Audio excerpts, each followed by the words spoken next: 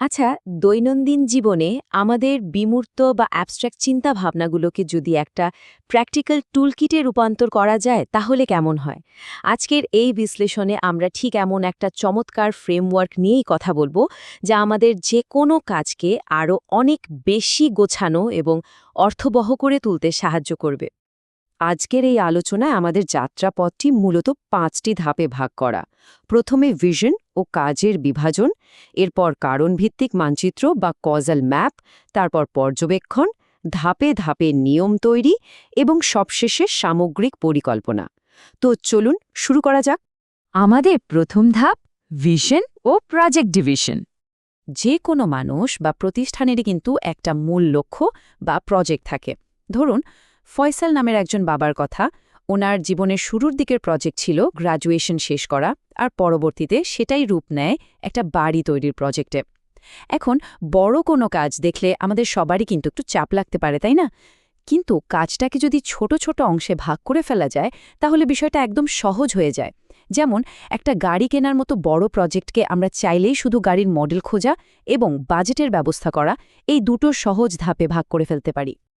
এমনকি শিক্ষা মন্ত্রণালয়ের মতো বিশাল একটা প্রজেক্টের ক্ষেত্রেও কিন্তু এই একই নিয়ম খাটে। এত বড় একটা কাজকেও ধাপে ধাপে ভাগ করতে হয়।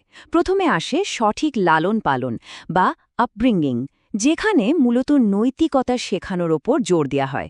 আর এর ঠিক পরেই আসে প্রথাগত টিচিং বা শিক্ষা, মানে বিজ্ঞান, কলা বা সাহিত্য শেখানোর বিষয়টা। এবার আসা যাক দ্বিতীয় ধাপে, the causal map of things বা কারণভিত্তিক মানচিত্র। যে কোনো সফল পরিকল্পনাকারীকে কিন্তু সবকিছুর পেছনের কেন বা আসল কারণটা খুব গভীরভাবে বুঝতে হয়। একদম সাধারণ একটা গৃহস্থালী যন্ত্র, যেমন ওয়াশিং মেশিনের কথাই ধরা যাক, এর ভেতরে যে মুভিং ট্যাপ থাকে সেটা তৈরি হয়েছে কাপড় পরিষ্কার করার জন্য, ড্রেন পাইপের কাজ হলো ময়লা পানি বের করে দেওয়া, আর অ্যালার্ম বেলটা বাজে ফিল্টার পরিষ্কার করার সংকেত দিতে।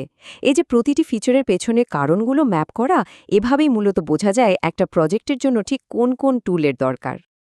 আমাদের তৃতীয় ধাপটি হল অবজারভেশন অ্যান্ড ডিসকভারিং কজেস, অর্থাৎ পর্যবেক্ষণ ও কারণ খুঁজে বের করা। বিশ্লেষণী মন তৈরি করার জন্য নিখুঁত পর্যবেক্ষণের কোনো বিকল্প নেই। একটা দারুণ উদাহরণ দেওয়া যাক। একজন অত্যন্ত মনোযোগী বিশ্ববিদ্যালয়ের ছাত্র একবার খেয়াল করল তার প্রফেসরের মেজাজ শনিবার এবং সোমবারের মধ্যে খুব অদ্ভুতভাবে বদলে যায়। আর মজার ব্যাপার কি জানেন? এই প্রফেসরই কিন্তু ভবিষ্যতের বিচারক নিয়োগের দায়িত্বে ছিলেন। এখন প্রশ্ন হল, এই সাধারণ একটা পর্যবেক্ষণ থেকে আমরা কি সিদ্ধান্তে আসতে পারি? আসলে আশেপাশের ছোট ছোট বিষয়গুলো খেয়াল করার এই যে তীক্ষ্ণ দৃষ্টি, প্রফেসর মূলত এটাই পরীক্ষা করছিলেন। আর এই অসাধারণ পর্যবেক্ষণ ক্ষমতার জোরেই কিন্তু শেষ পর্যন্ত ওই ছাত্রটি বিচারকের পদে নিয়োগ পেয়েছিল। পরিকল্পনা করার সময় আমাদের অবশ্যই বাহ্যিক লক্ষণ আর সমস্যার আসল কারণের মধ্যে পার্থক্য করতে পারতে হবে। ধরুন, রাস্তায় খুব বাজেভাবে গাড়ি চালানোর বিষয়টা, সিগন্যাল অমান্য করাটা এখানে স্রেফ একটা বাহ্যিক লক্ষণ। কিন্তু এর আসল কারণটা হতে পারে শিক্ষার অভাব অথবা শাস্তির কোনো ভয় না থাকা। এমনকি বৈশ্বিক অর্থনৈতিক সংকটের মতো বিশাল ব্যাপারগুলো বিশ্লেষণ করার সময়ও অর্থনীতিবিদরা এর আসল কারণ নিয়ে তর্ক করেন। একদলের মতে এর মূল কারণ হল সুদ ব্যবস্থার কারণে তৈরি হওয়া অর্থনৈতিক বুদবুদ বা বাবল। আবার অন্য পক্ষের দৃষ্টিভঙ্গিতে সাধারণ ব্যবসায়ীদের লোভ এবং বাজারের ডাইনামিক্সই এর জন্য মূলত দায়ী। তো আসল কারণটা খুঁজে বের করাটাই এখানে সবচেয়ে জরুরি। এই বিশ্লেষণী ধাপটার পরিসমাপ্তি ঘটে ফলাফল নিয়ে ভাবনার মাধ্যমে। একটা খুব সাধারণ হিসাব হল, কাজের পজিটিভ ফলাফল জানা থাকলে সেই কাজ করার উৎসাহ নিজে থেকেই বেড়ে যায়। একজন ছাত্র যদি জানে যে রাতে একটু তাড়াতাড়ি ঘুমিয়ে পড়লে পরদিন স্কুলে তার পারফরমেন্স অনেক ভালো হবে, তাহলে এই পজিটিভ দিকটাই তাকে সেই কাজে ভীষণভাবে অনুপ্রাণিত করবে। চলুন এবার আমরা আমাদের চতুর্থ ধাপে পা রাখি, the art of gradual loss বা ধাপে ধাপে নিয়ম তৈরির কৌশল। যারা খুব ভালো পরিকল্পনা করতে পারেন তারা এমনভাবে নিয়ম তৈরি করেন যেন কারো অধিকার ক্ষুণ্ণ না করে মূল উদ্দেশ্যটা হাসিল করা যায়। যেমন ধরুন, ফয়সাল এবং তার স্ত্রী যখন তাদের বাচ্চাদের খাদ্যাভ্যাস বদলাতে চাইলেন, তখন তারা কিন্তু ঢালাওভাবে সব পানীয় একবারে নিষিদ্ধ করে দেননি। তারা বাচ্চাদের মজার জুস বা চা খাওয়ার অধিকারটা ঠিকই রাখলেন, কিন্তু মূল লক্ষ্য অনুযায়ী শুধু অস্বাস্থ্যকর সোডা খাওয়াটা বন্ধ করে দিলেন। এই যে ধাপে ধাপে নিয়ম প্রয়োগ করা, এর আরেকটা চমৎকার উদাহরণ দেয়া যায়। একজন মা তার বাচ্চাদের রুম পরিষ্কার রাখার অভ্যাস তৈরির জন্য পুরো কাজটাকে ৩ সপ্তাহের একটা টাইমলাইনে ভাগ করে নিলেন। প্রথম সপ্তাহে নিয়ম হলো শুধু মেঝেতে কিছু ফেলা যাবে না, দ্বিতীয় সপ্তাহে বালিশ আর কম্বল গুছিয়ে রাখতে হবে, আর তৃতীয় সপ্তাহে গিয়ে পুরো বিছানা গোছানো। এর ফলে যেটা হলো, বাচ্চারা কোনো রকম আপত্তি ছাড়াই খুব সহজে নতুন এই অভ্যাসে মানিয়ে নিল।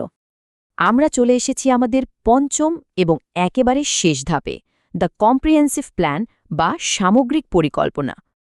এতক্ষণ ধরে আমরা যে বিমূর্ত দক্ষতাগুলোর কথা জানলাম, সেগুলোকে একসাথে জুড়ে দিয়ে একটা চূড়ান্ত রূপ দেওয়ার নামই হল মাস্টার প্ল্যানিং, অর্থাৎ পর্যবেক্ষণ, কাজের বিভাজন এবং কজাল ম্যাপিংয়ের সাহায্যে বিভিন্ন বিকল্প যাচাই করে নেয়া। এতে করে এলোমেলোভাবে কাজ না করে খুব নিখুঁতভাবে নির্দিষ্ট লক্ষ্যে পৌঁছানো যায়, আর সেই সাথে বাঁচে মূল্যবান সময় এবং অর্থ। যেমন একটা পরিবার একবার ১ বছরে ৫০টি বই পড়ার বিশাল একটা লক্ষ্য ঠিক করল। তারা তখন এই কাজের বিভাজন বা ডিভিশন স্কিলটা খুব সুন্দরভাবে কাজে লাগালো। তারা এই বড় লক্ষ্যটাকে বছরের ৫২ সপ্তাহের সাথে ম্যাপ করে ফেলল। আর এভাবেই পাহাড় সম একটা কাজ স্রেফ প্রতি সপ্তাহে একবার লাইব্রেরিতে যাওয়ার মতো খুব সাধারণ একটা রুটিনে পরিণত হলো। কম্পিউটার কেনার মতো দৈনন্দিন কাজেও এই ফ্রেমওয়ার্কটা দারুণ কাজ করে। একটা গোছানো পরিকল্পনায় প্রথমেই বিকল্পগুলো মূল্যায়ন করতে হয়, ডেস্কটপ নেব নাকি ল্যাপটপ। এরপর দেখতে হবে আমাদের নির্দিষ্ট প্রয়োজনটা কি, সহজে বহন করার সুবিধা নাকি হাই পারফরম্যান্স। এই ধরনের স্ট্রাকচার চিন্তাভাবনার কারণেই আমরা ভুল সিদ্ধান্ত নিয়ে আর্থিকভাবে ক্ষতিগ্রস্ত হওয়ার হাত থেকে বেঁচে যাই। আজকের এই বিশ্লেষণটির একেবারে শেষ পর্যায়ে আমরা চলে এসেছি। সোর্স ম্যাটেরিয়াল থেকে পাওয়া একটা অত্যন্ত শক্তিশালী এবং ভাবনার উদ্রেককারী বিষয় দিয়ে আজকের আলোচনা শেষ করছি। এই যে পরিকল্পনার 10টি দক্ষতার কথা আমরা জানলাম, এগুলো শুধু একটা পরিবার বা অফিস গোছানোর জন্যই নয়, বরং এগুলো একটা সমাজের অগ্রগতির মূল ব্লুপ্রিন্ট। প্রশ্ন জাগে, সঠিক পরিকল্পনা আর কাঠামো ছাড়া কোনো সমাজ কি সত্যি কখনো সামনের দিকে এগোতে পারে? এই প্রশ্নটা একটু ভেবে দেখার মতোই, তাই না?